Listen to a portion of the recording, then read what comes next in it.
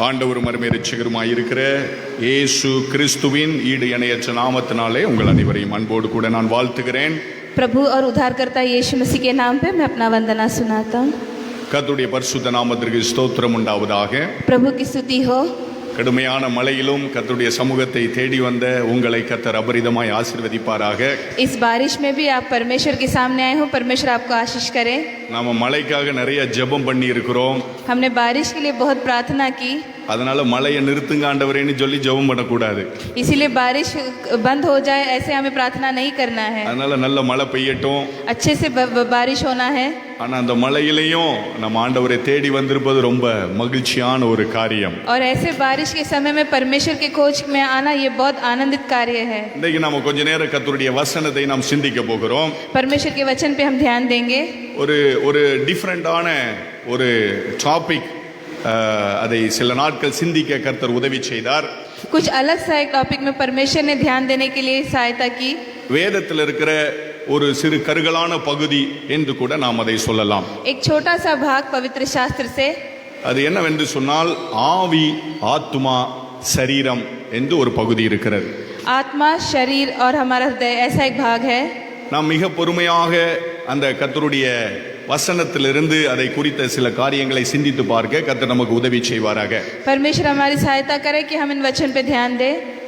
ஆவி, ஆத்துமா, சரீரம், ये जो है हमारा जो आत्मा है, हमारा शरीर और हमारा मन. மனிதனுடைய வாழ்க்கையிலே 3 காரியங்கள் காணப்படுகிறது. मनुष्य की जिंदगी में 3 कार्य होता है. கர்த்தருடைய பரிசுத்த நாமத்துக்கு ஸ்தோத்திரம் உண்டாகட்டும். प्रभु की स्तुति हो. அப்போஸ்தலனாகிய பவுல் தெசலோனிக்கேயருக்கு எழுதின முதலாவது நிருபம் அதனுடைய 5வது அதிகாரம் 23வது வசனத்தை நாம் தியானத்திற்காக எடுத்துக்கொள்ளலாம். पहले तेसलोनिके का पुस्तक 5वां अध्याय उसका 23वां वचन. வசனம் சொல்லுகிறது, வாசிங்க. वचन कहता है, சமாதானத்தின் தேவன் தாமே உங்களை முற்றிலும் பரிசுத்தம் ஆக்குவாராக.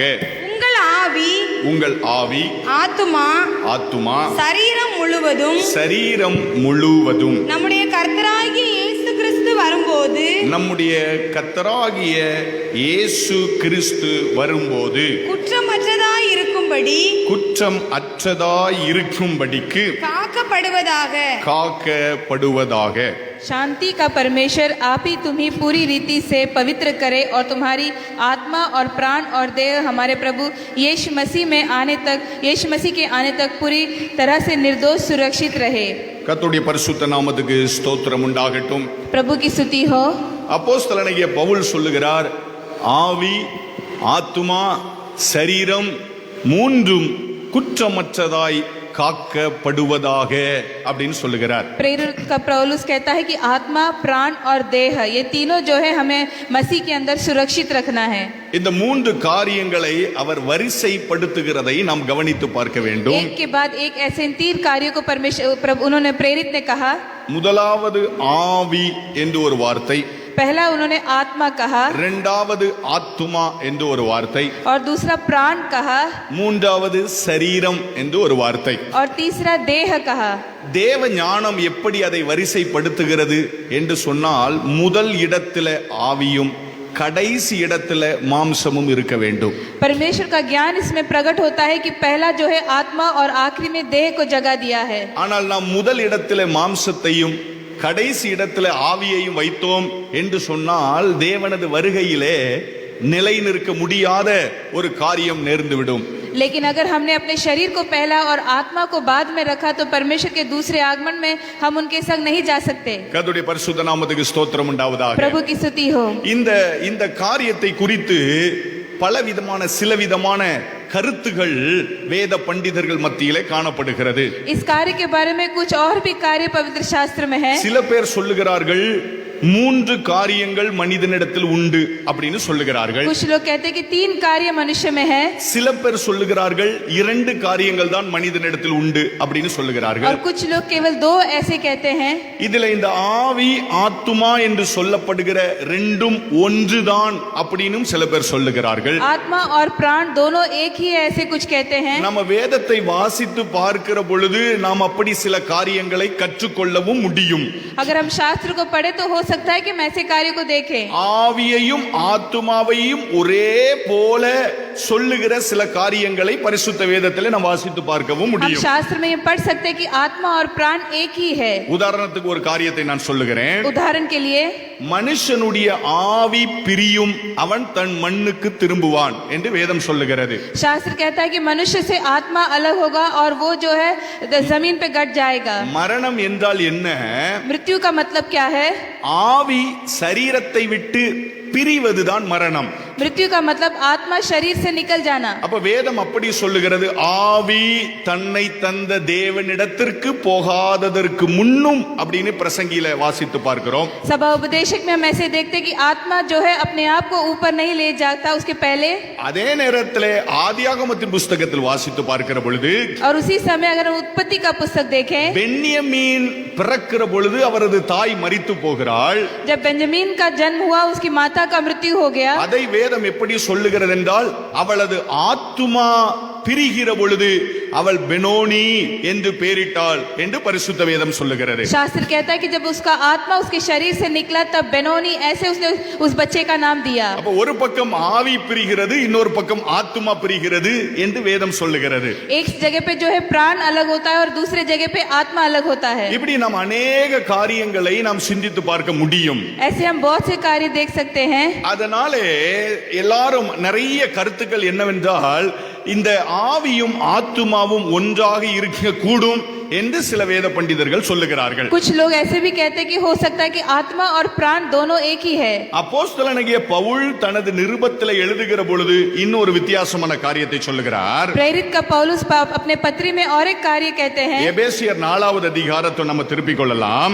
एफेसियों का पुस्तक 4वां अध्याय 4வது அதிகாரம் 4வது வசனம் சொல்லுகிறது, 4वां वचन, உங்களுக்கு உண்டான அழைப்பினாலே நீங்கள் ஒரே நம்பிக்கைக்கு அழைக்கப்பட்டது போல ஒரே சரீரமும் ஒரே ஆவியும் உண்டு என்று அப்போஸ்தலனாகிய பவுல் சொல்லுகிறார்.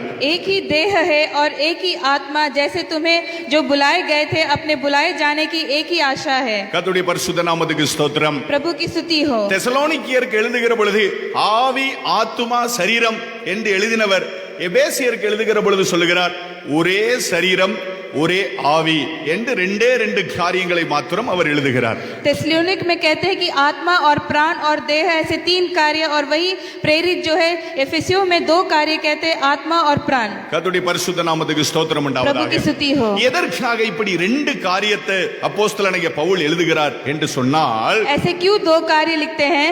ஒரு மனிதனுடைய ஜீவிதத்திலே 2 ஜீவிதம் காணப்படுகிறது. एक मनुष्य की जिंदगी में 2 जिंदगी दिखाई पड़ती है। 2 ஜீவிதம் காணப்படுகிறது. 2 जिंदगी का तरीका दिखाई पड़ता है। ஒரு ஜீவிதம் நாம் வெளிப்புறமாக காண்கிற ஒரு ஜீவிதம், एक जीवन जो है जो बाहरी रूप से देखे, அது சரீர பிரகாரமான ஜீவிதம். वो शरीर के तौर से जीने वाला जीवन है। இன்னொரு ஜீவிதம் இருக்கிறது, அது காணக்கூடாத ஜீவிதம், அதற்கு பெயர் ஆவிக்குரிய ஜீவிதம். और एक जीवन है जो हम देख नहीं सकते, वो है आत्मीय जीवन। அதனால தான் பவுல் தனது நிருபத்தில் எழுதுகிற பொழுது சொல்கிறார், மாம்சத்துக்கு உரியவைகளை ஆவிக்கு உரியவைகளை என்று 2 காரியத்தை சொல்லுகிறார். इसीलिए प्रेरित ऐसे कहते हैं कि एक ही देह और एक ही आत्मा। மாம்சத்துக்கு உரியவன் மாம்சத்துக்கு உரியவைகளை பேசுகிறான், जो शरीर से है वो शरीर के कार्य को ही देखता है।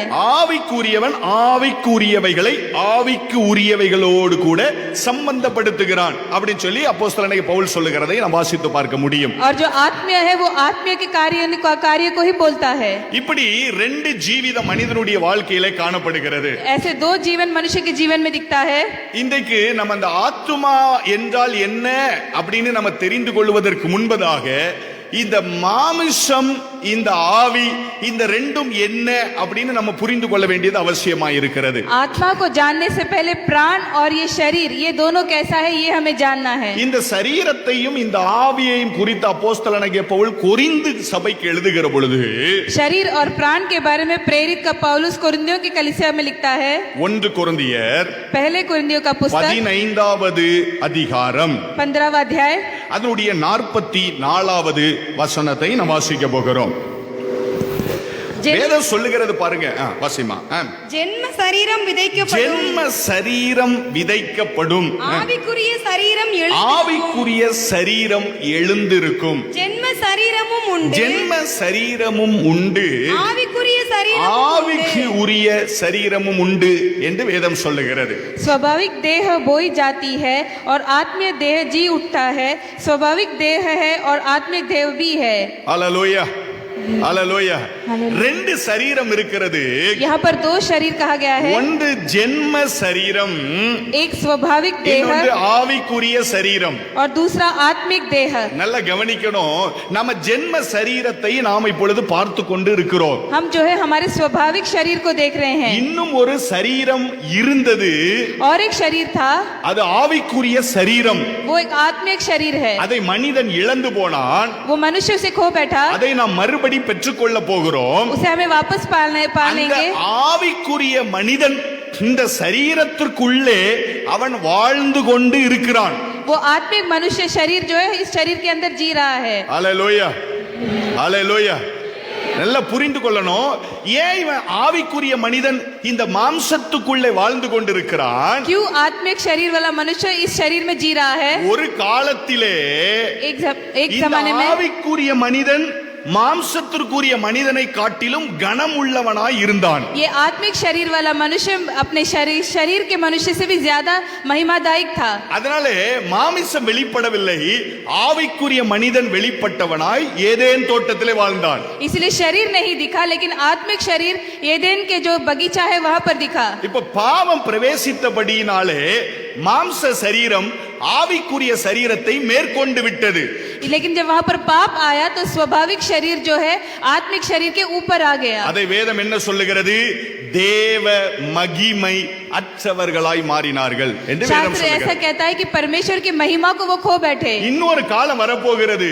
और एक दिन आएगा, அந்த காலத்திலே ஆவிக்குரிய சரீரம் மறுபடி மேன்மை பெற்று இந்த மாமிசத்தை ஜெயித்துவிடும். वो ऐसा दिन होगा कि जो आत्मिक शरीर है फिर एक बार स्वाभाविक शरीर के ऊपर आदर का जगह पाएगा. அல்லேலூயா. சரி, அதனுடைய 46வது வசனத்தை வாசிக்கும் போது 66वां अध्याय वचन हम पढ़ते हैं. வேதம் சொல்லுது பாருங்க. ஆவிக்குரிய சரீரம் முந்தினது அல்ல, ஜென்ம சரீரமே முந்தினது, ஆவிக்குரிய சரீரம் பிந்தினது அப்படின்னு பரிசுத்த வேதம் சொல்லுகிறது. परंतु पहले आत्मिक न था पर स्वाभाविक था, इसके बाद आत्मिक हुआ. நல்லா கவனிங்க. ध्यान दीजिए. சரீரம் ஆவி, இந்த ஜென்ம சரீரம் சொல்றோமே, இந்த மாமிசம் அதுதான் முந்தினது அப்படின்னு பரிசுத்த வேதம் சொல்லுகிறது. ये जो स्वाभाविक शरीर है यही पहला था. அந்த முந்தினதற்கு அடுத்தபடியாக இந்த ஆவிக்குரிய சரீரம் உள்ளே வந்தது. और उसके बाद ये आत्मिक शरीर उसमें आया. அது பின்னாலே வந்தாலும் இதுதான் முதன்மையானது. वो बाद में आया, लेकिन फिर भी यही पहला है. இந்த வசனங்கள் எல்லாம் நம்ம நல்லா புரிந்து கொண்டோம் என்றால் இந்த சத்தியத்தை விளங்கிக் கொள்வதற்கு நமக்கு ஏதுவாக இருக்கும். अगर इस वचन को हम अच्छी तरह से जान पाए तो सच जान पाएंगे. அப்ப ரெண்டு சரீரம் இருக்கு. दो शरीर है, ஒன்று மாம்சம், இன்னொன்று ஆவியின் சரீரம். एक स्वाभाविक और दूसरा आत्मिक. ரெண்டு காரியம் இருக்கு. दो कार्य है, ஒன்னு முந்தினது, இன்னொன்று பிந்தினது. एक पहला और एक बाद में. மூணாவதாக 2 கொரிந்தியர் 4வது அதிகாரம் அதனுடைய 16வது வசனத்தை நாம் எடுத்து வாசிக்க போகிறோம். 2 கொரிந்தியர் 4வது அதிகாரம் அதனுடைய 16வது வசனத்தை எடுத்து நாம் வாசிக்க போகிறோம். दूसरा कोरिन्थियों का पुस्तक 4 अध्याय उसका 16वां वचन. ஆனபடியினாலே நாங்கள் சோர்ந்து போகிறது நாங்கள் இல்லை. சோர்ந்து போகிறது இல்லை. எங்கள் புறம்பான மனுஷனானது அழிந்தும், எங்கள் புறம்பான மனுஷனானவன் அழிந்தும், உள்ளான மனுஷனானது நாளுக்கு நாள் நாளுக்கு நாள் புதிதாக்கப்படுகிறது என்று அப்போஸ்தலனாகிய பவுல் சொல்லுகிறார். इसलिए हम हिवाए नहीं छोड़ते, यद्यपि हमारी बाहरी मनुष्यत्व नष्ट हो जाता है तो भी हमारी भीतरी मनुष्य दिन प्रतिदिन नया होता जाता है. ஹல்லேலூயா, ஹல்லேலூயா. ரெண்டு மனுஷன் இருக்கிறான் அப்படின்னு பரிசுத்த வேதம் சொல்லுகிறது. शास्त्र दिखाता है कि यहाँ पर दो मनुष्य है. ஒரு மனுஷனுக்கு பேர் புறம்பான மனுஷன். एक जो है वो बाहरी मनुष्य है, புறம்பான மனுஷன், बाहरी मनुष्य, வெளிப்புறமான மனுஷன், जो स्वाभाविक मनुष्य है, இவன் அழிவுக்கு ஏதுவான மனுஷன். वो जो मिटने वाला मनुष्य है. வேதம் சொல்லுகிறது இவன் எப்படிப்பட்டவன்? நாளுக்கு நாள் இவன் என்ன செய்து கொண்டிருக்கிறான்? அழிந்து கொண்டிருக்கிறான். वो क्या कहा गया है कि वो जो नष्ट हो जाता है. குழந்தையா பிறக்கும் போது நல்ல அழகா அழகா இருக்கிற மனுஷன் जब वो बालक जब मनुष्य जब छोटा होता है तो बहुत सुंदर दिखता है, நாளுக்கு நாள் எதை நோக்கி ஓடிக்கொண்டிருக்கிறான் என்றால் மரணத்தை நோக்கி ஓடிக்கொண்டிருக்கிறான். लेकिन जैसे जैसे दिन बढ़ता है उसकी उम्र जो है मृत्यु की ओर जाती है। ஆனா உள்ளான மனுஷன் இருக்கிறான் பாத்தீங்களா, लेकिन जो आत्मिक मनुष्य है அவனுக்கு மரணமே கிடையாது. उसका मृत्यु नहीं, அல்லேலூயா. அவனுக்கு மரணம் கிடையாது, அதனாலே அவனுக்கு அழிவு கிடையாது. उसका कोई मृत्यु नहीं, इसलिए वो कभी नहीं मिटेगा। அப்படின்னா என்ன அர்த்தம்? இவன் நித்தியமாய் வாழுவதற்கு தகுதி பெற்றவன். इसका ஸ்தோத்திரம். मतलब ये है कि जो अंदरी मनुष्य है वो हमेशा के लिए जिएगा। அல்லேலூயா. இப்ப இந்த ஆவி அப்படின்னு சொல்லப்படுகிறது யாரை சொல்லப்படுகிறது என்று சொன்னால் ஆவிக்குரிய உள்ளான மனிதனை குறித்து வேதம் சொல்லுகிறது. आत्मा मतलब आत्मिक मनुष्य। புறம்பான மனுஷன் என்றால் யாரு? இந்த சரீரம், இந்த முடியில இருந்து இந்த காலில் இருக்கிற நகம் வரைக்கும் இருக்கிற இந்த அழிந்து போகிற சரீரம் புறம்பான மனிதன் என்று எழுதப்பட்டிருக்கிறது. बाहरी मनुष्य मतलब स्वाभाविक मनुष्य। அல்லேலூயா. எத்தனை பேருக்கு விளங்குச்சு? எத்தனை பேருக்கு விளங்குது? சரி, கர்த்தருக்கு ஸ்தோத்திரம். இப்போ கொரிந்தியர்ல அப்போஸ்தலனாகிய பவுல் சொல்லும்போது இந்த புறம்பான மனுஷன் அப்படின்னு ஜென்ம சரீரம் தான் முந்தி வந்தது அப்படின்னு சொல்லுகிறாரே, प्रेरित जो है कहते हैं कि जो बाहरी मनुष्य है ये पहले आया। அது எப்படி சாத்தியப்பட்டது? वो कैसे हुआ? ஆதியாகமத்தின் புஸ்தகம் 2வது அதிகாரத்தை நாம் திருப்பிக் கொள்வோம். उत्पत्ति का पुस्तक 2रा अध्याय हम लेंगे। ஆதியாகமத்தின் புஸ்தகம் 2வது அதிகாரம் उत्पत्ति का पुस्तक 2रा अध्याय அதனுடைய 7வது வசனத்தை நம்ம வாசிக்க போகிறோம். उसका 7वां वचन வசனம் சொல்லுகிறது பாருங்க. தேவனாகிய கர்த்தர் மனுஷனை பூமியின் மண்ணினாலே உருவாக்கி ஜீவ சுவாசத்தை அவன் நாசியிலே ஊதினார், மனுஷன் ஜீவ ஆத்துமாவாய் மாறினான் என்று तब வேதம் यहोवा சொல்லுகிறது. परमेश्वर ने आदम को भूमि की मिट्टी से रचा और उसके नथनों में जीवन का श्वास फूंक दिया और आदम जीवित प्राणी बन गया। கர்த்தருடைய பரிசுத்த நாமத்துக்கு ஸ்தோத்திரம் உண்டாகட்டும். प्रभु की स्तुति हो। இந்த வசனத்தை நல்லா கவனிச்சு பாருங்க. वचन को देखिए, 2 மனுஷன் உருவாக்கப்படுகிறான், 2 मनुष्यों को रचा गया 3வது ஒரு காரியம் உருவாகிறது. और तीसरा एक कार्य वहाँ पर रचता है। 2 மனுஷன் உருவாக்கப்படுகிறான், 2 मनुष्यों को रचा गया 3வது காரியம் உருவாகிறது. और तीसरा वहाँ पर एक जीव उठता முதல்ல है। எந்த மனுஷன் ஆண்டவர் உருவாக்கினார்? புறம்பான மனுஷனை. पहला जो है परमेश्वर बाहरी मनुष्य को बनाते அது हैं, எப்படி உருவாக்கினாரு? மண்ணினாலே உருவாக்கினார். उसे मिट्टी से बनाते हैं। அதனால தான் வேதம் சொல்லுகிறது ஜென்ம சரீரம் முந்தினது. इसलिए शास्त्र कहता है कि जो बाहरी शरीर है वो पहला आया। முதல்ல மண்ணு கொண்டு தேவன் ஒரு மனுஷனை உருவாக்கினார். मिट्टी से मनुष्य को परमेश्वर ने बनाया। இப்ப உள்ள ஒரு மனுஷனை ஊதுகிறார். அந்த ஊதுறதுக்கு பேரு வேதம் என்ன சொல்லுகிறது? தேவன் அவனது நாசியிலே ஜீவன் நிறைந்த சுவாசத்தை ஊதினார் அப்படின்னு வேதம் சொல்லுகிறது. परमेश्वर ने नथनों में जीवन का श्वास फूंक दिया। அப்ப இந்த ஆவி எங்க இருந்து வந்தது? तो ये आत्मा कहाँ से आई? தேவனிடம் இருந்து வந்தது. परमेश्वर से आई। அதனாலதான் வேதம் சொல்லுகிறது மனுஷன் மண்ணிலிருந்து எடுக்கப்பட்டபடினாலே மண்ணுக்கு திரும்புவான், தேவனிடத்திலிருந்து ஆவி வந்தபடினாலே அவன் தேவனிடத்திற்கு அந்த ஆவி போகும் என்று பரிசுத்த வேதம் சொல்லுகிறது. मनुष्य का शरीर मिट्टी से बनाया गया इसलिए वो मिट्टी में वापस जाएगा। आत्मा जो है परमेश्वर से आई इसलिए उसका आत्मा ऊपर परमेश्वर की ओर जाएगा। இப்போ உங்களுக்கு அந்த வசனம் நன்றாக விளங்கும் என்று நான் கர்த்தருக்குள்ள விசுவாசிக்கிறேன். मैं विश्वास करता हूँ कि आप समझ पा रहे हो। மண்ணினாலே உருவாக்கப்பட்ட ஒரு சரீரத்திற்குள்ளே தேவனிடத்திலிருந்து புறப்பட்டு வந்த ஆவியாகிய ஒரு மனுஷன் உள்ளே அனுப்பப்படுகிறான். इसलिए शरीर मिट्टी से बनाया हुआ शरीर में परमेश्वर से मिला हुआ आत्मा आता है இப்ப மனுஷனுக்குள்ள இன்னொரு காரியம் உருவாகிறது. और दूसरा एक कार्य उसके अंदर आता है அதற்கு பெயர் ஆத்துமாவாய் மாறினான் என்று வேதம் சொல்லுகிறது. और उसका ये कहा कि वो प्राण में आता है। அது எப்படிப்பட்ட ஆத்துமா? ஜீவன் நிறைந்த ஆத்துமா என்று பரிசுத்த வேதம் சொல்லுகிறது. जीवित प्राणी बन गया है। அல்லேலூயா, அல்லேலூயா. அப்ப ஒரு காரியம் நிச்சயம், तो इसका मतलब एक कार्य है, ஒரு காரியத்தை புரிந்து கொள்ளணும். एक कार्य को हमें समझना है। ஒரு மாமிசமும் ஒரு ஆவியும் இருக்கிற பொழுது நடுவிலே ஒரு ஆத்துமா இருக்கிறது. इसलिए एक शरीर और एक आत्मा जब है तो उसके बीच में एक प्राण भी है। அதனால தான் வேதம் சொல்லுகிறது ஆவி ஆத்துமா சரீரம் அப்படின்னு பரிசுத்த வேதம் சொல்லுகிறது. इसलिए शास्त्र कहता है कि आत्मा, प्राण और शरीर. இந்த ஆத்துமா ஆவியோடு ஒட்டி கொண்டிருக்கும், இந்த ஆத்துமா இந்த மாமிசத்தோடு ஒட்டி கொண்டிருக்கும். आत्मा जो है प्राण के साथ और शरीर के साथ दोनों के साथ रहता है. அது எப்படி விளங்க மாட்டேங்குது? वो कैसे समझ नहीं आ रहा है? எபிரேயருடைய நிருபத்தில் எழுதுகிற பொழுது हेब्रोनियों की पुस्तक में कहा गया தேவனுடைய है, வார்த்தையானது எப்படிப்பட்டதாம் என்று சொன்னால் ஆவியையும் ஆத்துமாவையும் பிரிக்கத்தக்கதாக உருவ குத்துகிறதா இருக்கிறது அப்படின்னு பரிசுத்த வேதம் சொல்லுகிறது. शास्त्र का वचन कैसा है कि वो प्राण और आत्मा दोनों को अलग करता है. எபிரேயர்ல நம்ம அப்படித்தானே வாசிச்சு பார்க்கிறோம். हम ऐसे ही पढ़ते हैं, எலும்பையும் இல்லைன்னா கணுக்களையும் ஊனையும் பிரிக்கத்தக்கதாக. जैसे अपने हड्डी और उसके ऊपर के मांस को अलग करे. இந்த கணுக்கள் ஊன் அப்படிங்கிறது ஆங்கில வேதாகமத்துல போன் மேரோ அப்படின்னு எழுதப்பட்டிருக்கிறது. ऐसे जो हड्डी है उससे जो अलग करें. மேரோனா என்ன அப்படின்னா எலும்பு மஜ்ஜை அப்படின்னு நம்ம சொல்லுவோம் பாத்தீங்களா, எலும்பு மஜ்ஜை. जो हड्डी के अंदर होता है वो.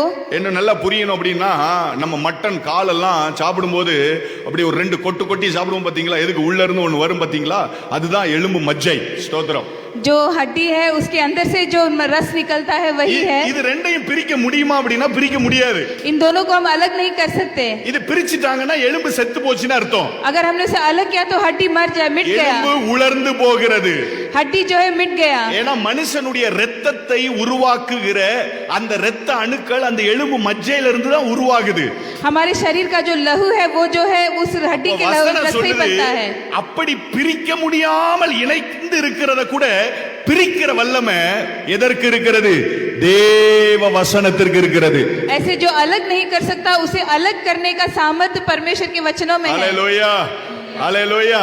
அப்படி இந்த வசனம் எதை பிரிக்குதா? ஆவியையும் ஆத்துமாவையும் பிரிக்கத்தக்கதாக உருவ குத்துகிறது. ஒரு குத்து குத்தும் போது ரெண்டு ஒட்டிட்டு இருக்கிற ரெண்டையும் பிரிக்கத்தக்கதாக அது உருவ குத்துகிறது அப்படின்னு வேதம் சொல்லுகிறது. ये जो पवित्र शास्त्र का वचन है ये आत्मा और प्राण को दो अलग करता है. அப்ப ஆத்மா எது கூட ஒட்டிக்கிட்டு இருக்கு? ஆவி கூட ஒட்டி கொண்டிருக்கிறது. आत्मा किसके साथ संग है? प्राण के संग है. இன்னும் பரிசுத்த வேதத்தில் வாசிச்சு பார்க்கும்போது और भी अगर हम शास्त्र में पढ़े 119வது சங்கீதத்தில் சங்கீதக்காரன் சொல்லுகிறார், 119वां भजन संगीता में कहा गया है, ஆத்துமா மண்ணோடு ஒட்டி கொண்டிருக்கிறது, உமது வசனத்தின்படி என்னை எடுத்து நிறுத்தும் அப்படின்னு ஒரு வார்த்தை சொல்லுகிறார். मेरा प्राण जो है मिट्टी के संग है, आपके वचन के अनुसार मुझे उससे उठाइए. என் ஆத்துமா எங்க ஒட்டி கொண்டிருக்கிறது? मेरा आत्मा कहाँ है? மண்ணோடு ஒட்டி கொண்டிருக்கிறது. मिट्टी के संग है. மண்ணுனா என்னது? मिट्टी का मतलब क्या है? சரீரத்தோடு ஒட்டி கொண்டிருக்கிறது. शरीर के संग है. இந்த சரீரம் மண்ணிலிருந்து படைக்கப்பட்டது, அதோடு கூட ஒட்டி கொண்டிருக்கிறது. ये शरीर जो है मिट्टी से बनाया गया है और वो उसके संग है. அப்ப இந்த வசனங்களை நம்ம தியானித்து பார்க்கிற பொழுது जब हम इस वचन पे ध्यान देंगे இது எதை விளங்கி கொள்ளலாம் என்றால், इसे क्या समझ में आएगा? சரீரத்தையும் ஆவியையும் இணைக்கிற ஒன்று இந்த ஆத்துமா. प्राण को और शरीर को एक करने वाला ही आत्मा है. ஹalleluya, ஹalleluya, ஹalleluya. சரீரம் நேரடியாக ஆவிக்குரிய மனிதனை தொட முடியாது. शरीर जो है ऐसे आत्मा मनुष्य में नहीं छू सकता. ஆவிக்குரிய மனிதனை சரீரம் எப்படி தான் தொட முடியும் என்று சொன்னால் ஆத்துமாவின் மூலமாகத்தான் தொட முடியும். शरीर जो है आत्मिक मनुष्य को प्राण के से ही छू सकता है. இந்த ஆவிக்குரிய மனிதனும் சரீரத்தை நேரடியாக தொட முடியாது. ये आत्मिक मनुष्य भी शरीर को नहीं छू सकता. இந்த ஆவிக்குரிய மனிதன் சரீரத்தை தொட வேண்டும் என்றால் ஆத்துமா மூலமாகத்தான் தொட வேண்டும். जो आत्मिक मनुष्य को अगर शरीर को छूना है तो प्राण के सिवा ही छू सकता है. எதுக்கு தேவன் இப்படி ஒரு சிஸ்டத்தை உருவாக்கி வச்சிருக்கிறாரு? क्यों परमेश्वर ने ऐसे बनाया? மனுஷனுடைய ஆவி கர்த்தர் தந்த தீபமாயிருக்கிறது என்று பரிசுத்த வேதம் சொல்லுகிறது. मनुष्य का प्राण परमेश्वर से दिया गया हुआ जीवन है. இந்த ஆவி மூலமாகத்தான் மனிதன் தேவனோடு கூட தொடர்பு கொள்ள முடியும். इस प्राण के द्वारा ही मनुष्य जो है परमेश्वर के संग हो सकता है. ஹalleluya, ஹalleluya. தேவனோடு மனுஷன் எப்படி தான் தொடர்பு கொள்ள முடியும்? ஆவிக்குரிய மனிதன் மூலமாகத்தான் தொடர்பு கொள்ள முடியும். परमेश्वर को कोई मनुष्य कैसे देख सकता है? अपने आत्मिक मनुष्य के द्वारा ही. ஆனால் இந்த மாமிசத்தின் மூலமாக மனிதன் உலகத்தோடு தொடர்பு கொள்ள முடியும். लेकिन इस शरीर के मनुष्य के द्वारा वो केवल पृथ्वी के संग रह सकता है. நல்லா கவனிச்சு பாருங்க. अच्छे से ध्यान दीजिए. தேவனுக்கும் உலகத்துக்கும் ஒருத்தன் என்ன செய்ய முடியாது? ஊழியம் செய்ய முடியாது. पृथ्वी का और प्रभु का दोनों के संग एक मनुष्य जो है दोनों के लिए काम नहीं कर सकता. தேவனுக்கும் உலகத்துக்கும் ஒரு மனுஷனால ஊழியம் செய்ய முடியாது. परमेश्वर का और मनुष्य जो पृथ्वी में है उन दोनों का काम नहीं ஆவி कर सकता। தேவனை தேடுகிறது, आत्मा परमेश्वर का है மாமிசம் இந்த உலகத்தோடு தொடர்புடையதா இருக்கிறது. और शरीर जो है वो पृथ्वी का है। இந்த ரெண்டையும் இணைக்கிற ஒரு இன்டர்ஃபேஸ் இல்லனா ஒரு தொடர்பு இந்த ஆத்துமாவுக்குள்ள இருக்கிறது. इन दोनों को जोड़ने वाला प्राण है। அப்ப வேத பண்டிதர்கள் இந்த ஆத்துமாவுக்குள்ள 3 முக்கியமான காரியங்கள் இருக்கு அப்படின்னு சொல்றாங்க. इसलिए शास्त्र के कुछ लोग ऐसे कहते हैं कि इस प्राण में 3 मुख्य कार्य ஒன்று है। மனம், पहला जो है मन, ஒன்று மனம், पहला मन, இன்னொன்று உணர்வு, और दूसरा जो है सहना, மூணாவது சித்தம். और तीसरा इच्छा। ஒன்று மனம், पहला मन, இரண்டாவது உணர்வு, दूसरा समझना, மூணாவது சித்தம். और तीसरा இந்த इच्छा। மாமிசம் பார்க்கிறத இந்த ஆத்துமாவுக்குள்ள டிரான்ஸ்ஃபர் பண்ணுது. जो शरीर देखता है वो उस प्राण में आ जाता है। கண்ணினால பார்க்கிறத மனசுக்குள்ள கொண்டு போய் போடுது. आंखों से देखने वाला कार्य अपने मन में बस जाता है। மனசுக்குள்ள போட்ட உடனே மனசுக்குள்ள என்ன உண்டாகுது? உணர்வு உண்டாகுது. जब वो मन के अंदर वैसे कार्य आते हैं तो मन एहसास करने लगता அது है। நல்ல உணர்வோ கெட்ட உணர்வோ ஏதோ ஒரு உணர்வு உண்டாகிறது. चाहे वो अच्छा हो या बुरा हो, कुछ एहसास होता है। அந்த உணர்வு பெருகுகிற பொழுது மனுஷனுக்கு எதையாவது செய்ய வேண்டும் அப்படிங்கிற ஆசை வருகிறது. जब एहसास बढ़ने लगता है तो मनुष्य में इच्छा उठती है कि उसे कुछ करना है। இப்போ இந்த ஆசைய அது எங்க கொண்டு போகுது அப்படின்னா ஆவிக்குரிய மனிதனுக்கு அது கொண்டு போகிறது. उस इच्छा को वो कहाँ लेके जाता है? आत्मिक मनुष्य के पास। ஆனா ஆவிக்குரிய மனிதன் எங்க இருந்து வந்தவன்? आत्मिक मनुष्य कहाँ से आया है? எங்க இருந்து வந்தவன்? சொல்லுங்க, எங்க இருந்து வந்தவன்? தேவனிடத்திலிருந்து வந்தவன். आत्मिक मनुष्य प्रभु से आया है। அவனுக்கு சில சட்டம் தெரியும். கர்த்தருக்கு ஸ்தோத்திரம். उसे कुछ नियम मालूम है அவனுக்கு தேவனை குறிச்ச சில அறிவு தெரியும். और परमेश्वर का कुछ ज्ञान भी है। அப்ப அந்த ஆவிக்குரிய மனிதன் சொல்லுவான், மனமே நீ சொல்லுவது சரியல்ல அப்படின்னு சொல்லுவான். तब आत्मिक मनुष्य प्राण को देखकर कहेगा कि तू जो सोच रहा है वो गलत है। அப்படி எத்தனை பேருக்கு சொல்லியிருக்கான்? யாரும் சொல்லல அப்படின்னு மட்டும் சொல்லிடக்கூடாது. கர்த்தருக்கு ஸ்தோத்திரம். எல்லாருக்கும் அவன் சொல்லுவான். கர்த்தருக்கு ஸ்தோத்திரம். हर किसी के मन में जो है ऐसी इच्छा बात उठती है। எல்லார் வாழ்க்கையிலேயே அது உணர்ந்திருப்போம். हर किसी की जिंदगी में ये होता है। தப்பு பண்ண போகும்போது உள்ள இருந்து ஒரு சத்தம் கேட்கும், செய்யாத, இது சரி கிடையாது. கர்த்தருக்கு ஸ்தோத்திரம். जब हम गलती करने जाते हैं तो हमारे मन से एक आवाज उठती है कि तू ये मत कर, ये गलत है। அந்த சத்தம் கேட்குமா கேட்காதா? சொல்லுங்க, கேட்குமா கேட்காதா? அது காதுக்குள்ள கேட்காது, அது மனசுக்குள்ள கேட்கும். वो हमारे कान में नहीं, हमारे मन में सुनाई देती அது है। உணர்த்தும், வேண்டாம் அப்படின்னு அது உணர்த்தும். वो हमें समझाता है कि हमें ऐसे नहीं करना है। ஏனென்றால் இந்த ஆவிக்குரிய மனிதனுக்கு தேவனது நீதி என்றால் என்ன அப்படின்னு தெரியும். वो इसलिए क्योंकि आत्मिक मनुष्य को परमेश्वर का नियम मालूम है। கர்த்தருடைய பரிசுத்த நாமத்துக்கு ஸ்தோத்திரம் உண்டாவதாக. प्रभु की स्तुति हो। அல்லேலூயா, அல்லேலூயா. இப்படி இந்த ஆவிக்குரிய மனிதன் இந்த மனசோடு கூட பேசுவான். மாம்சத்திற்குரிய மனுஷனும் இந்த மனசோடு கூட பேசும்போதுதான் ஆத்துமாவிலே போராட்டங்கள் பெருகுகிறது என்று அப்போஸ்தலன் சொல்லுகிறார். इसलिए प्रेरित कहते हैं कि आत्मिक मनुष्य भी प्राण से बोलता है, शरीर भी प्राण से बोलता है। इसलिए कभी कभी इन दोनों के बीच में वहां पर मन में परिश्रम उठती है। உங்கள் ஆத்துமாவுக்கு விரோதமாக போர் செய்கிற இச்சைகளை விட்டு அப்படின்னு பரிசுத்த வேதம் சொல்லுகிறது. शास्त्र कहता है कि आत्मा के विरुद्ध होने वाले ऐसी इच्छाओं से लड़ना। இப்ப இந்த ஆத்துமாவுக்கு என்ன செய்யணும் அப்படின்னு தெரிகிறது இல்லை. प्राण सोचता है कि मैं क्या करूं। ஒருவேளை இது மாமிசத்தின் சொல்லை கேட்டது என்று சொன்னால் प्राण अगर शरीर के काम को सुने ஆவியான மனுஷனை மடங்கடித்து விடும். तब आत्मिक मनुष्य दब जाएगा। ஒருவேளை இது ஆவியின் சொல்லை கேட்டது என்று சொன்னால் लेकिन अगर इसने आत्मिक मनुष्य का आवाज सुना இது மாமிசத்தின் கிரியைகளை ஜெயித்து விடும். तो शरीर की क्रियाओं को जीत जाएगा। அதனால்தான் வேதம் சொல்லுகிறது, शास्त्र कहता है மாமிசத்தின்படி பிழைத்தால் சாவீர்கள். अगर शरीर के तौर से आप जियो तो आप मरेंगे। என்ன மரணம் உள்ளவரும் कोई भी मृत्यु जो है நித்தியமான மரணத்தின்படி செத்து போவீர்கள். वो अनंत मृत्यु से मर जाएगा। ஆனால் ஆவியினால் மாமிசத்தின் கிரியைகளை அழித்தால் பிழைப்பீர்கள் அப்படின்னு ரோமருக்கு எழுதின நிருபத்திலே அப்போஸ்தலனாகிய பவுல் சொல்லுகிறதை நாம் வாசித்து பார்க்கிறோம். लेकिन अगर हमारे आत्मिक मनुष्य से शरीर को हम जीत जाएंगे तो हम बच जाएंगे। Hallelujah, hallelujah, hallelujah. ஆதியாகமத்திலே நடந்த காரியம் இதுதான். उत्पत्ति में यही हुआ। என்ன காரியத்தை நடத்தினா, क्या हुआ वहाँ पर? ஏவாளுக்கு அந்த பழத்தை அவன் காண்பித்தான் அப்படின்னு வசனம் சொல்லுகிறது. ईवा को जो है उसने उस फल को दिखाया। அப்புறம் இன்னொரு கேள்வியை கேட்டான், இதை புசிக்க வேண்டாம் என்று சொன்னது உண்டோ அப்படின்னு ஒரு கேள்வி கேட்கிறான். शैतान उससे एक प्रश्न पूछता है, क्या तेरे प्रभु ने कहा कि तुझे इसे नहीं खाना இப்ப है? அந்த கண்ணு அந்த பழத்தை பார்க்கிறது. उसकी आंखों ने उस फल को देखा, ஒன்று. पहला। இரண்டாவது காதுக்குள்ள ஒரு சத்தம் கேட்கிறது. दूसरे उसके कान में एक आवाज सुनाई दी। ரெண்டு.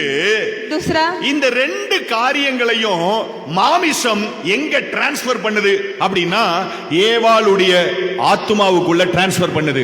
ये दोनों कार्य जो है ईवा के मन में आया। இந்த ரெண்டையும் அவள் பார்க்கிற பொழுது இப்ப அவளுக்குள்ள ஒரு ஆசை உருவாகிவிட்டது. ये दोनों कार्य देने के बाद उसके मन में एक इच्छा हुई। வேதம் சொல்லுகிறது, அப்பந்தான் அந்த பழத்தை அந்த அம்மா பார்க்கும்போது அது இச்சிக்க படத்தக்கதா இருந்தது என்று அந்த அம்மா பார்த்தாங்க அப்படின்னு வசனம் சொல்லுகிறது. शास्त्र कहता है कि जब हव्वा ने उस फल को देखा तब उसे वो बहुत सुगंधित रहा। அப்ப அந்த ஆசை உள்ள வந்த உடனே जब उसके अंदर ये इच्छा आई, ஒரு உணர்வு வருகிறது. उसके अंदर एक समझ आता है। என்ன உணர்வு வருகிறது? அதை பறிக்க வேண்டும் அப்படின்னு ஒரு உணர்வு வருகிறது. उसके अंदर एक ऐसे बात आती है कि उसे खाना है। பறித்த உடனே जैसे उस फल को तोड़ती है, இன்னொரு ஆசை வருகிறது. और एक इच्छा उठती அதை है, தான் சாப்பிட வேண்டும் அப்படின்னு உணர்வு வருகிறது. उसे खाना है, ऐसा एक इच्छा उठती है। இந்த ஒவ்வொரு காரியங்கள் நடக்கிற பொழுதும் हर एक कार्य जो है தேவன் சொன்ன கட்டளை அப்படி மறந்தே போய்விட்டது. परमेश्वर का नियम जो है वो भूल जाते हैं। அதனால தான் வேதம் சொல்லுகிறது, इसलिए शास्त्र कहता है அவன் वो हम जो है தன் தன் சுய இச்சையினாலே இழுக்கப்படுகிறான். अपने अपने मन की इच्छा से ही खींचे चले जाते हैं, இழுக்கப்படுகிறான். खींचे चले जाते हैं। அவனுக்குள்ள ஒரு ஆசையை உண்டு பண்ணுது. उसके अंदर एक इच्छा उठती है। அந்த ஆசையை உண்டு பண்ணுகிறது என்னது? वो इच्छा क्या है? மாமிசம். शरीर से होता है, மாமிச பார்வை, शरीर की देख से होता है, மாமிசத்துல கேட்கிற கேள்விகள் இல்ல வார்த்தைகள், शरीर में जो सुनाई देती है वो இவைகள் कार्य, எல்லாம் அவனுக்குள்ள ஒரு ஆசையை உண்டு பண்ணுகிறது. ये सब उसके मन में एक इच्छा उठाती है। இந்த ஆசையினாலே அவன் இழுக்கப்படுகிறான். इस इच्छा से वो खींचा चला जाता है। இழுக்கப்படுகிறது பாவம்னு வேதம் சொல்லல. इच्छा से खींचे जाना वो पाप नहीं है। இழுக்கப்பட்டு சிக்குண்டு அப்படின்னு வேதம் சொல்லுகிறது. खींचे चले जाने के बाद फंस जाते हैं, மாட்டிக்கிட்டான். वो फंस जाता है। அல்லேலூயா, அல்லேலூயா. என்ன செஞ்சுக்கிட்டான்?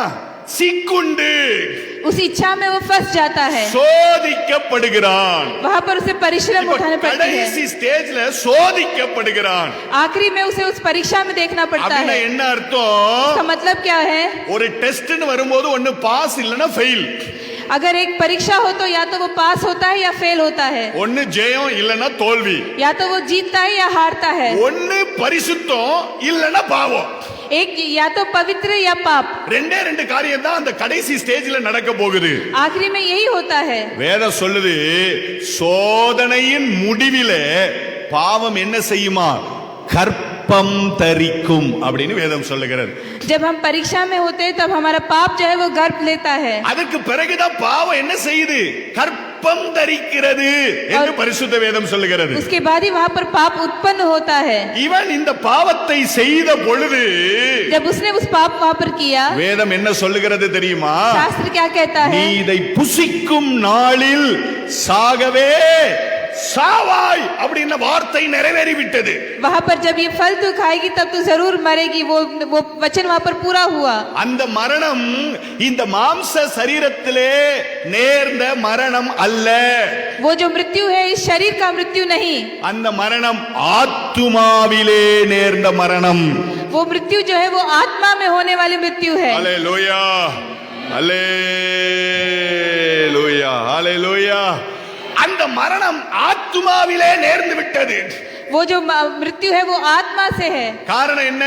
மாமிசம் அனுப்பின காரியத்தை ஆத்துமா இல்லனா உணர்வு இல்லனா சித்தம் இல்லனா விருப்பம் ஆவிக்குரிய மனுஷனை தாக்கி பலவீனப்படுத்தி விட்டது. शरीर का कार्य जो है, शरीर का इच्छा जो है आत्मीय मनुष्य को वहाँ पर दबा देता है। ஆனா உண்மையிலே பரிசுத்த வேதத்தின் ரகசியம் என்ன தெரியுமா?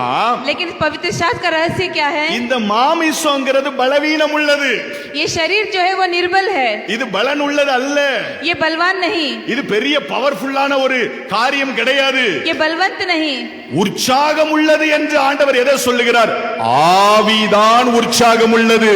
आत्मा जो है यही उत्साह का है, அல்லேலூயா. இது பலவீனம் உள்ளதுதான். ये निर्बल है। ஒருவேளை இது பலம் உள்ளதா இருந்தால் கூட நம்ம சொல்லிடலாம், சரி ஆவியை ஜெயிச்சிடுச்சு அப்படின்னு சொல்லிடலாம். अगर ये शरीर बलवंत हो तो हम कह सकते हैं कि इसने आत्मा को जीत लिया। ஆனால் இது பலவீனம் உள்ளதுதான். ये निर्बल है।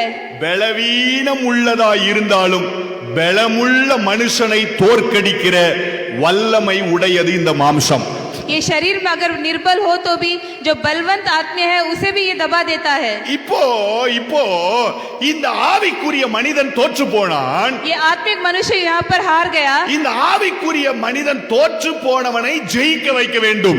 इस जो हार गया है उसे जीतने रखना है। அப்போ என்ன செய்யணும் அப்படின்னா, இவனுக்கு ஒரு கம்யூனிகேஷன் ஆகுது பாத்தீங்களா, அந்த கம்யூனிகேஷன் ஆகிற இடத்தை சரி பண்ணணும். इन दोनों के बीच में जो काम करता है उसे ठीक करना है। எத்தனை பேருக்கு விளங்குச்சு? ஒரு அல்லேலூயா சொல்லுங்க பார்க்கலாமே. அல்லேலூயா, அல்லேலூயா. இந்த இடத்தை சரி பண்ணாத வரைக்கும் அழுக்கு தான் அந்த மனுஷன் கிட்ட வந்துகிட்டே இருக்கும். आत्मा और शरीर के बीच में काम करने वाले मन जो है उसे हमें ठीक करना है। எப்படி நல்லா விளக்கமா சொல்லணும்னா, நம்ம வீட்டுக்குலாம் தண்ணி வருது பாத்தீங்களா, தண்ணி हमारे घर पे जब पानी आता है, பைப் வழியா தண்ணி வருது இல்லையா, जो पाइप से पानी आता है, டேம்ல இருந்து வீட்டு தொட்டிக்கு தண்ணி வருதுன்னு வச்சுக்கிடுவோம். डैम से लेकर हमारे घर में जो पानी आता है, இப்போ டேம்ல இருந்து வர்ற தண்ணி நல்ல தண்ணியாவே வருது அப்படின்னு வச்சுக்கிடுவோம். जब डैम से वो आता है तब अच्छा पानी आता है, பைப் நல்ல சுத்தமான பைப். और हमारे घर पे जो नली है वो भी अच्छा है, வீட்டு தொட்டி எப்படி இருக்கும்?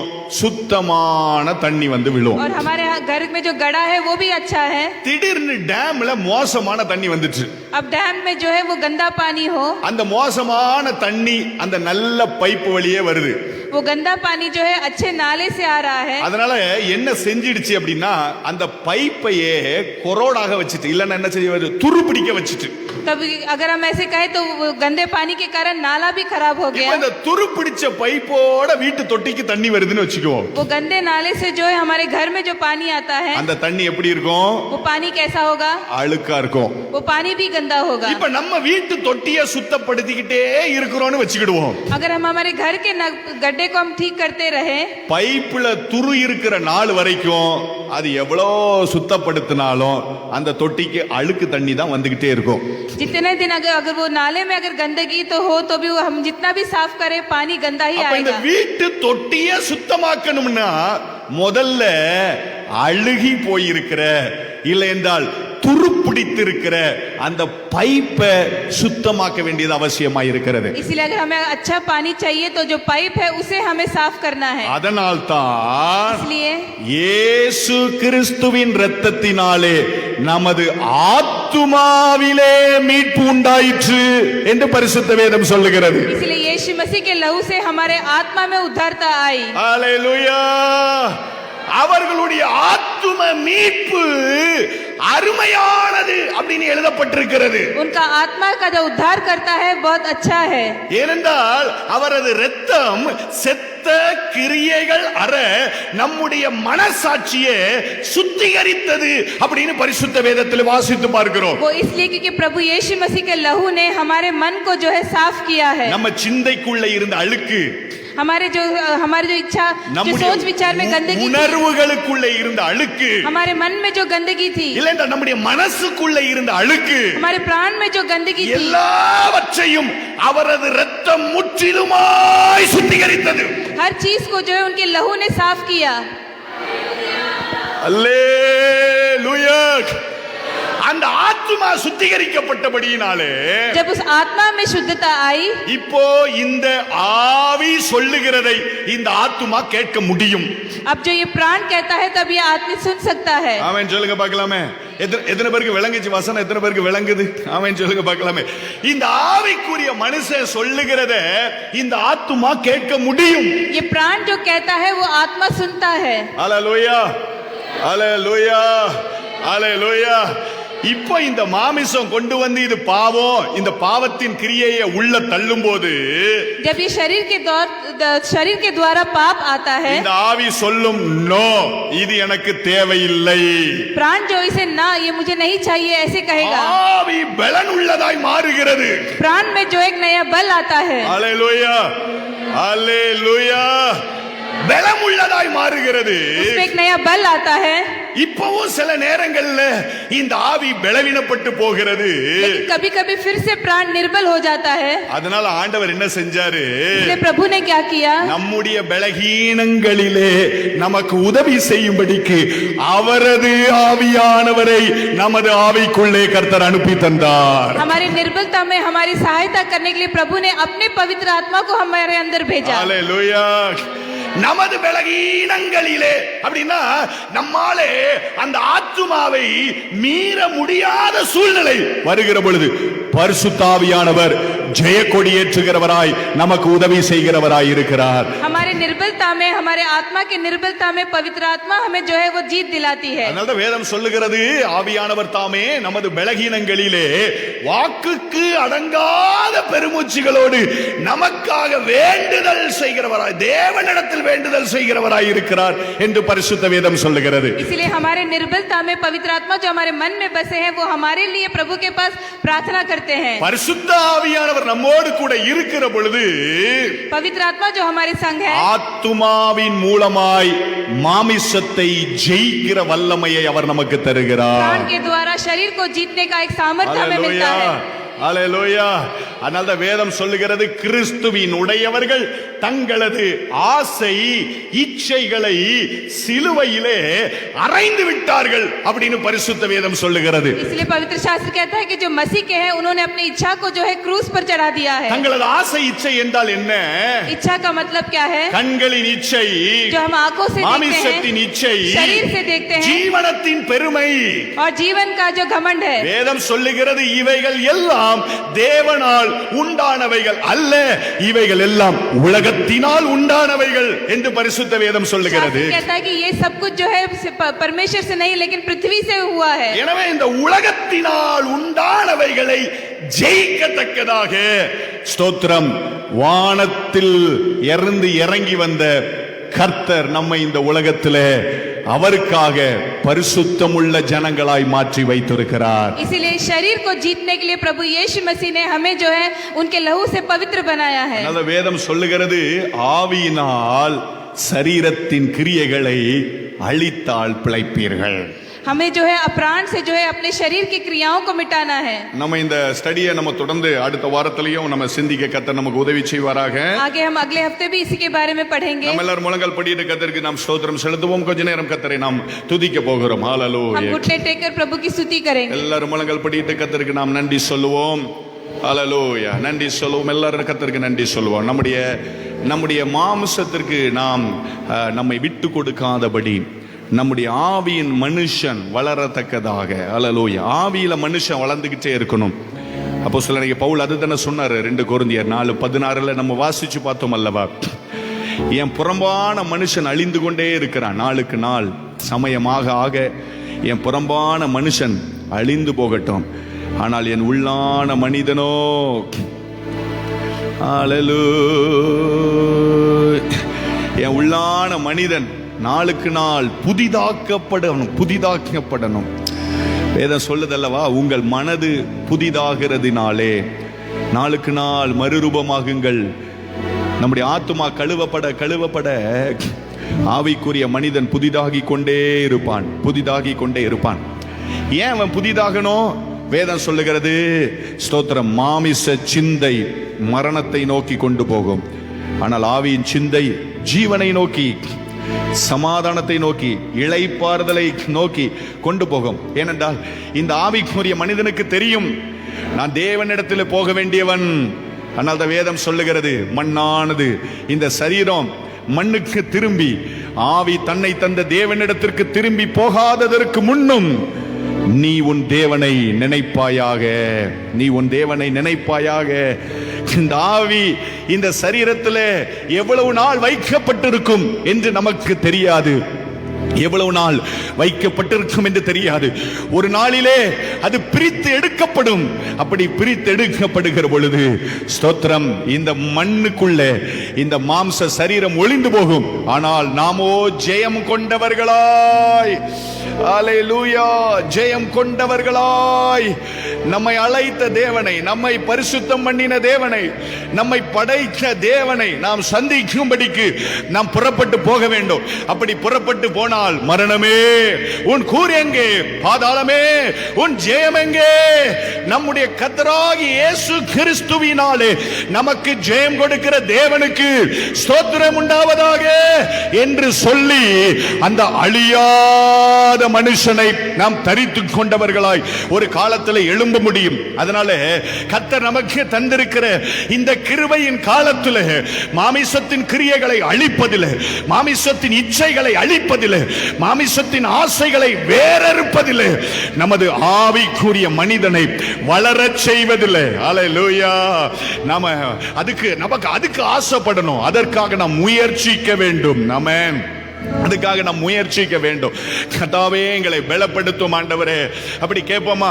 எங்களை பலப்படுத்தும் ஆண்டவரே, எங்களை பலப்படுத்தும் ஆண்டவரே. ஆண்டவர் எவ்வளவு அருமையானவர் பாருங்க.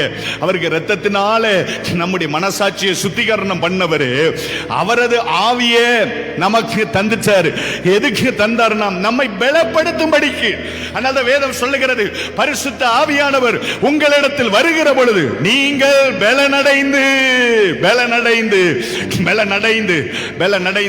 மாமிசத்தில் வாழ்ந்தால் சாட்சியாய் வாழ முடியாது. ஆவியின்படி வாழ்ந்தால் சாட்சியாய் வாழ முடியும். அதனால்தான் நீங்கள் பலனடைந்து எருசலேமிலே, யூதேயாவிலே, சமாரியாவிலே, பூமியின் கடைசி பரியந்தம் சாட்சிகளாய் இருப்பீர்கள். ஆமென். அப்பா, எங்களை பரிசுத்தப்படுத்தும். சமாதானத்தின் தேவன் தாமே நம்மை பரிசுத்தப்படுத்துகிறவர். நம்முடைய நீதிகள் எல்லாம் ஒண்ணுமே இல்லை. நம்முடைய தகுதிகள் எல்லாம் அழுக்கான கந்தை.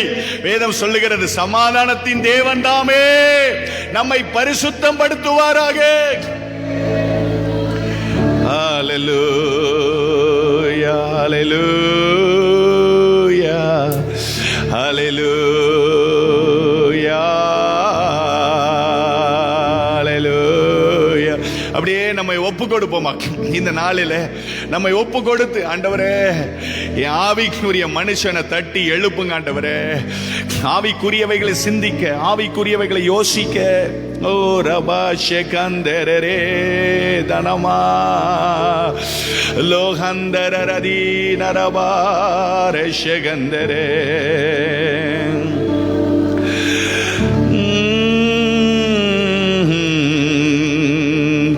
மாமிச சிந்தையால் ஆவியிலே மரணமும் வீழுகையும் நேர்ந்திடுமே.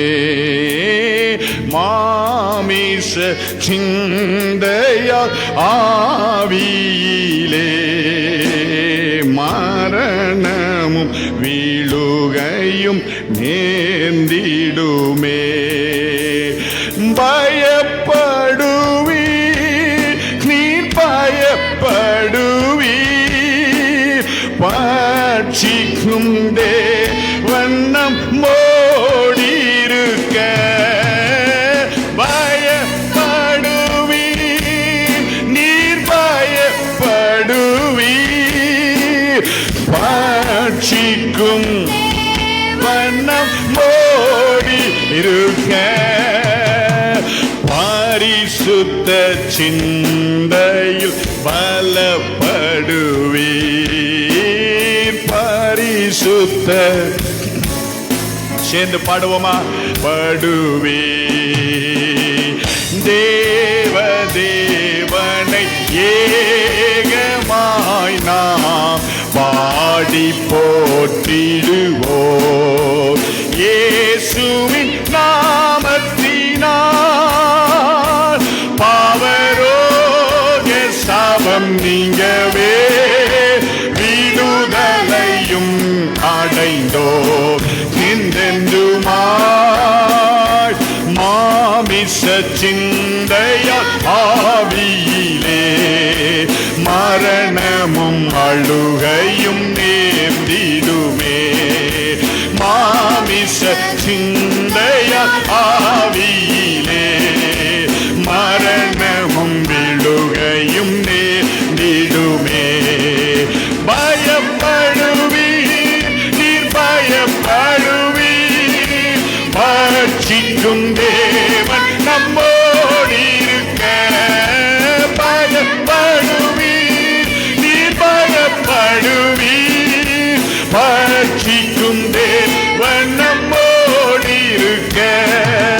பரிசுத்த சிந்தையில் பலப்படுவீர். ஆமென். பலப்படுவீர்.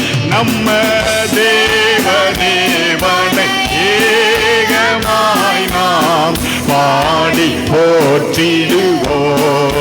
இயேசுவின் நாமத்தினால் பாவரோக சாபம் நீங்கவே விடுதலையும் அடைந்தோ. என்றென்றுமாய் சீயோடு காய்தோ சீக்கிரத்தில் சீரேசுராஜனும் தோன்றிடுவார். சீயோடு நல்ல கைகளை தட்டி பாடுவோமா? ஆமென். ஸ்ரீயேசு ராஜனும் தோன்றிடுவார். அல்லேலூயா. ஆர்ப்பரிப்போம். ஆனந்த நாள் வேகம் நெருங்கிடுதே. ஆமென். ஆர்ப்பரிப்போம். ஆனந்த நாள் வேகம் நெருங்கிடுதே. ஆயத்தமாய் அவரை சந்திப்போம். ஆயத்தமாய் அவரை சந்திப்போம். தேவதேவனை ஏகமாய் நாம் பாடி போற்றிடுவோம். இயேசுவின் நாமத்தினால் பாவரோக சாபம் நீங்கவே விடுதலையும் அடைந்தோ. என்றென்றுமாய் கர்த்தருக்கு நாம் ஸ்தோத்திரம் செலுத்துவோம். கர்த்தரை நாம் நன்றாய் துதிப்போம். கர்த்தருக்கு நாம் ஸ்தோத்திரம் செலுத்துவோம். நமது ஆத்துமாவை அவர் ரட்சிக்க அவர் கிருபை கொண்டபடியினாலே கர்த்தருக்கு நாம் ஸ்தோத்திரம் செலுத்துவோம். அவரது விலையேறப்பட்ட இரத்தம் நம்மை சுத்திகரித்தபடியினாலே எல்லாரும் வாயை திறந்து கர்த்தருக்கு ஸ்தோத்திரம் பண்ணுங்க. அவரது விலையேறப்பட்ட இரத்தம் நம்மை சுத்திகரித்தபடியினாலே கர்த்தருக்கு ஸ்தோத்திரம் செலுத்துவோம். அவரது ஆவியினாலே கர்த்தர் நம்மை பலப்படுத்துகிறவராய் இருக்கிறபடியினாலே கர்த்தருக்கு ஸ்தோத்திரம் செலுத்துவோம். அவரது வருகையிலே அவரே நம்மை பரிசுத்தம் பண்ணுகிறவராய், அவரே நம்மை தகுதிப்படுத்துகிறவராய், அவரே நம்மை தேற்றுகிறவராய், ஆற்றுகிறவராய், நம்மை தூக்கி எடுக்கிறவராய் இருக்கிறபடியினாலே கர்த்தருக்கு ஸ்தோத்திரம் செலுத்துவோம். நமது ஆவிக்குரிய மனிதன் நாளுக்கு நாள் வளர கர்த்தர் உதவி செய்தருளும்படியாய் கர்த்தருக்கு ஸ்தோத்திரம் செலுத்துவோம்.